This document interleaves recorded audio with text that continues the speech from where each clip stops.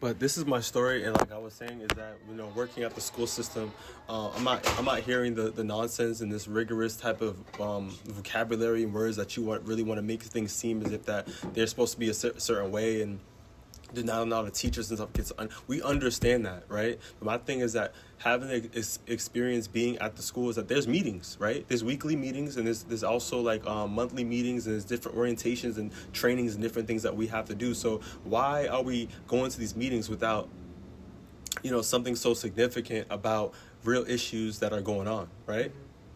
So if you guys, the schools are making money, right? Figure out the funding. Make sure that there's available applicants where the school's able to recover more teachers, right?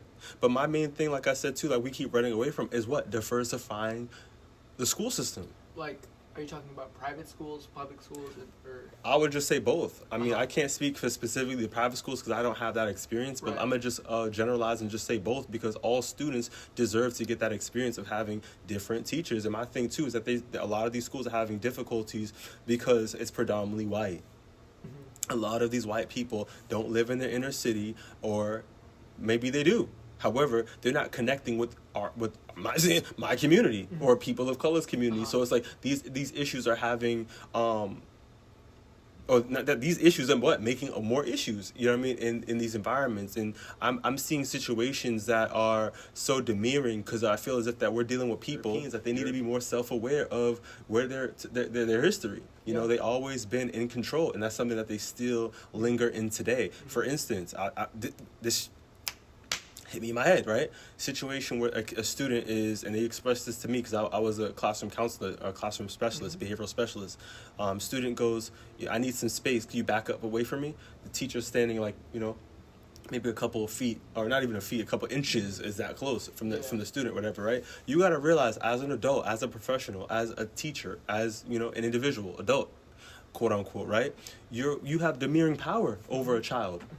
You feel me? And they have this energy that's demeaning over them all the time, at home, school, different environments, cousins, mom, dad, parents, siblings. You don't know what their dynamic is like. So for them to ask you for some space and you're still not providing that space that they're asking for, it shows, you feel me, that you're trying to demise them by your power. You know what I mean? And the kid, crashes out, bro. So I see these behaviors in these dynamics where it only provokes the kid to exacerbate poor behavior. You know what I mean? These kids, there's some circumstances where they actively give healthy communication, or, they advocate for themselves, but they're always in situations where people are trying to demean power over them, and they're not effing with that. And you should know how kids are.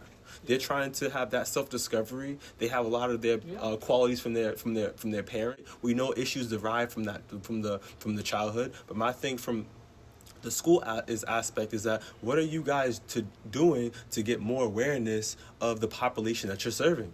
You guys know that you're serving kids that are coming from effed up backgrounds. Like I said, where I'm working with kids from behavioral schools that have the restraints, that have have a lot going on. Parents may have broken homes.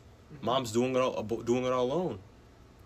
Dad may be doing time locked up. You know what I mean? So there's a lot of things that are going on in street politics. Like, you have to really, come on, yo. And one thing that kind of made my day is when I found out that teacher, she listened to a Little Baby song, because that was something that one of the kids wanted to listen to. When you develop the connectivity, the bond, authenticity, and you know what I mean, you're really there, and you show that you really care about that kid, that client. Same thing for mental health counseling. As a therapist, your main thing is to make your client feel as if that you care. Because if the client feels that, then they're able to feel as if they're adequate enough to improve. So teachers are not giving that shit at school. They don't give an F about the kids. Y'all just throwing work and do. Yeah, I mean, it's crazy, bro. It's crazy. I was really there, bro. Playing basketball with them. You know what I mean? So, chatting with them. What kind of changes need to be made in terms of the school system? Various changes, but my thing is adequate training. Okay. Adequate training. I'll give an example again that I spoke to one of my supervisors with for my mental health counseling thing I mentioned to her is about, for instance, one thing that I had when I was working at a nonprofit was one of my directors at the time, when I was a young adult peer mentor, she was diagnosed with bipolar disorder, right? And I'm saying this on a humble note because mental health illness is a real thing. People, and I was happy enough that, she was able to express that because it allowed us to have empathy towards an individual that is suffering. It wasn't for me to sit there and make fun of her and this and that. That's not the person I am. And I want to say this because other people need to have this awareness. People out here are misdiagnosed and they're walking. And that's what I'm saying. You should always treat people with respect, kindness, love, because you don't know what the person's going through. You know what I mean? And being kind, you could say one thing and you can get them on a positive rhythm and you can change their world just by being, you know what I mean? Yeah, for sure. So to get to my focal point is that she was diagnosed with bipolar disorder, and she would micromanage, and it was becoming a hostile environment, but not just for myself, but other colleagues as well. And I'm like looking at this job, like this job is not really like, you know what I mean? Like, come on, now we work with the community, working with teenagers, like it ain't supposed to be this deep, you know what I mean? Yeah. So long story short, this got to the vice president or director, whatever, above her, whatever. So she came in, we were able to accommodate getting like a trained, what's it called? Like a conflict resolution, like specialist that came in. Okay. He was basically put us through a, questionnaire. We did surveys. We're able to understand more about our personality type. We all sat down together. We read our packets out. Everybody's personality is different. We got to see like, this is, you know what I mean? Like, this is really unique. And we really got to do practical, like, like kind of like group activities together, et cetera, to be able to help us understand and gain dialogue in regards to, our different personalities working under one roof and one team, right? So this helped us out. And I'm giving you this example because all environments, right, not just nonprofits, but even the school could benefit from this because it allows us to understand that, let's say in a classroom dynamic, because this was real shit, right? You may not like me, may not respect me, you may not even, like the fragrance of my cologne, right? But at the end of the day, as long as we here, we have to be able to be cordial, right? And this has to be a conducive environment, not just for myself, but there's kids here, we're impacting other people, right? So keep your personal, and a nice say, keep it to yourself type of thing, right? So it's just kindergarten type of mentality, right?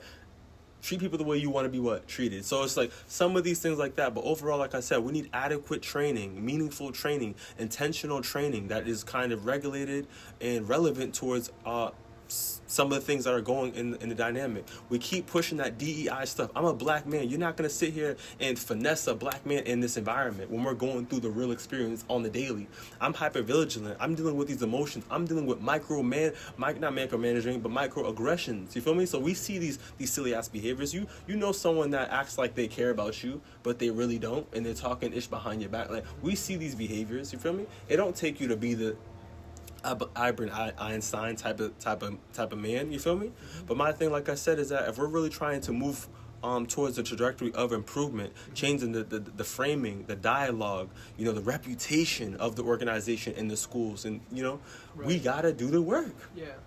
And so what are the things that need to change? Like, do we need to think about like teachers being more important, or like, because like I feel like how we don't. What's the drive? What's the purpose? What's the drive? The mission statement, for instance, like a lot of these organizations are fake. Y'all fake. Y'all putting up a facade. Y'all, for instance, it's like a woman putting on makeup, but you beautiful outside. What about the inside? Did you do the work, girl? Did you boost yourself up? You feel me? Or you are you the same girl that was looking for external validation and seeking other people's validation, and you don't know who you are? You out here just, you know what I mean? You don't have the steering wheel of your life, you feel me? Like, that's where I'm trying to have people really gain control from. Some things that came to mind was, like I said, that superficial DEI training versus like structural change, right? So the problem with many schools, like I mentioned, is that organizations hold a mandatory DEI training just to have it off the checklist, like make themselves look a certain way.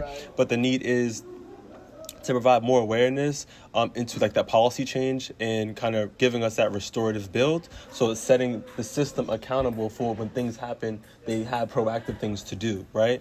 Another thing is a lack of cultural relevance in education and programming, right? So a lot of the language, a lot of the things in the school systems are not catered for other people, and to have that inclusivity, it's catered for us to think one way, right? Another thing is language barriers. We're seeing other people, like I said, in marginalized communities and BPS school systems that have language barriers and may not fully comprehend. Where's the support? these kids are being neglected, so they're not being able to read. I'm dealing with people who are 18 years old plus coming to get free services at a young adult youth access center, and they can't even get free services because they can't even fill out the application. Yeah, I know. But how are they graduated? Can't get a job, you know what I mean? So we gotta, you know what I mean? What the hell are the schools for? Another one is, like I said, in regards to reading and literacy, is moving past that. So lack of financial literacy education. So you're going to math for what? They don't know how to save money. They don't know. So we need to have relational, meaningful things. So these things are always being talked about, but they are essential because they are something that we need for our future. Yeah, I definitely should be taught in school and stuff. Right? Another one's going to be the neglect of personal and emotional development, right? So why is it that mental health is not really being pushed? Like, they need to be pushed not just in the community colleges and the higher education, but pushed in earlier stages so they are able to develop throughout these years. You feel me? So, I mean, I feel like part of it is that everything we would love to do all this stuff, and currently the way our budgeting works, we don't have this money for public schools. We don't spend this money on public schools. Mm-hmm. So it feels like we need like some big change to start pouring more money into schools. It's super important. Right? Mm-hmm. And it's super important because you have to take into consideration all these all these students are in the schools basically are a way to determine where our future's heading. So if we're neglecting the schools, we're neglecting these kids. Oh, for sure, yeah. Our future's in shambles. Yeah. That's one of the most important things, though. Yeah. And then another thing too that I mentioned too is kind of sidetrack is the AI thing. A lot of people are having difficulty kind of comprehending and wrapping around what AI may look like for our future and how should we perceive the AI thing. I think it's a great thing because this artificial intelligence can help us in various aspects and areas, but I don't think that it should be ran by humanity. Like, let's be real. I asked someone, for instance, if you were to go to a corner store to get a bottle of water or a nice little drink and a nice little beverage, would you rather go into like a store that has a human being to wave at you and give you that social interaction, or self-checkout like you at Stop and Shop type of thing? Which one would you want to? I like people. I like being able to interact with people. Yep, and that's what most people are recommending. However, it may be looking different. And my thing too is that people don't take in consideration those stakeholders that yes, this could potentially save you money, but on the flip side too, the individual don't have the tolerance to be waiting for other people to do, at their own slow ass pace. Let's just keep it real, you know what I mean? So you may be seeing a fluctuation of what? Stealing. So they don't take that into consideration. Also too, the job impact, right? So if you're not having people work for your company to pull in revenue, right? Half of your revenue may be slit in half because the economy is impacted by the jobs. So people don't have the money to be able to buy what their needs or what they want, their wants are. And let's say, for instance, right, cars are starting off at like 30,000, right? So the average individual is making, let's just say, between 46 to 50K. They don't have the means to buy the average, Yeah, for sure. car right now. So all these things is spiraling out to affect, not just the individual, the economy, but also too these rich stakeholders that live in like these quote unquote ivory buildings that are, out of reach when it comes to society. So I think that we need to come back into the humanity, bro. We have to understand as people, like, we need each other. We all have unique gifts. We have unique abilities, and we need to facilitate ways where we're able to benefit not just ourselves, but each other. And how can we do this in a conducive, healthy way? You know what I mean? The rich, you can stay rich, you feel me? But like, how much rich do you need to get? How is your richness affecting other people? You know what I mean? So I just really think that we need to have that consideration. Period. But pulling it back to the focal point in regards to the school systems, there needs to be significant changes. And I understand that, we all have our own ideologies in regards to what curriculum or what should be the focus in schools, and we're all going to have our differences, but we need to have these conversations. So where can we come together as a collective to make change to then facilitate what core values are connected towards all of us? Because all of us, we always talk about money. It's something that we deal with on the daily. Why can't we have that there? You feel me? Mental health, we know the world's coming in shambles. We all stress. We all have family complications, childhood traumas. Why don't we have that there? You feel me? Yeah, for sure. Yeah, I think there should be. Yeah, you know what I mean? Free counseling for everyone. Mm-hmm. That's important. And the biggest thing that I see here and I witness too is the lack of trust in relationship building. So the problem treating kids like data points or behavioral problems instead of human beings. That is my biggest concern. I agree. You know, and even for me, like I had to be a behavioral specialist, and I had a one-on-one. I had to identify, you know, certain triggers and his behaviors and just like these point sheets, but not. I'm looking around and people are not treating people like people, man. Mm-hmm. So that's just kind of the biggest thing that I wanted to kind of share with you, because obviously we're in different fields. But like I said, bro, it's just sad, man. You know what I mean? Because, you know, this is a female-dominated industry, and I say this shit with my chest out. Like, I just, people need to hear this shit because I don't care. Society has this shit backwards, you know what I mean? It makes it seem as if that women are loving, caring, and this and that. Who made these things? Right. Men are da-da-da-da-da-da. Like, no. Right. Well, when we go there and we're around this energy, it's all effing chaos. It's all effing... It's messed up, and it got me frustrated. I'm trying to keep it clean, you heard, but it's like it's really got it backwards, because I do this for real. I truly want to see people improve, get better, you know what I mean, and heal without the manipulation, without being deceived, without being, you know what I mean, like used, and it's messed up, bro. It's messed up. Because I've been there, and I'm actually an individual that actually had a IEP, individual education plan. I had disabilities. I had to be in a smaller setting. You know what I mean? I had to have different accommodations. I couldn't read as rapidly as other people. I couldn't do certain things, but it allowed me to do things and embrace myself at my own rate. And I'm doing phenomenal in life. You know what I mean? Yeah. I'm ahead of a lot of people in my class. And I think that, you know, throughout my life, you know, I've been perceived as a bad kid, or, you know, you're not competent enough, or, you know what I mean? These are all judgments by other people that allowed me to, at one point in time, self-sabotage, but I found a way out. I got myself a mentor. I stayed positive. I you know what I mean? My people, my parents, you know what I mean, got me, you know, tapped in with God at an early age. I was an altar boy, as ironic as that sounds. Yes, I was an individual holding the cross, walking down the aisle, but all these personalized things that were in my life, in my journey, allowed me to cultivate the individual that I am. And yes, I have phenomenal parents, but I didn't come from a healthy, loving background, bro. You feel me? Like, it was chaotic, so a lot of my emotional needs were not met. Of course. Yeah. So for me to be this emotional, loving individual that's helping people, how did this happen? Put in the work. I had to put in the work, you know what I mean? So I just really want to, you know, be that loving or helping hand and be inspirational to other people, to let them know that there is a way out. When someone's doubting you and telling you that you can't do it, you ain't worth ish, you feel me? You're a bad person, because I know the effects of it. I'm in psychology, you feel me? Yep. The left hemisphere of the brain is internalizing your thoughts. So like I said, if someone's saying you're bad, you're what? Become bad.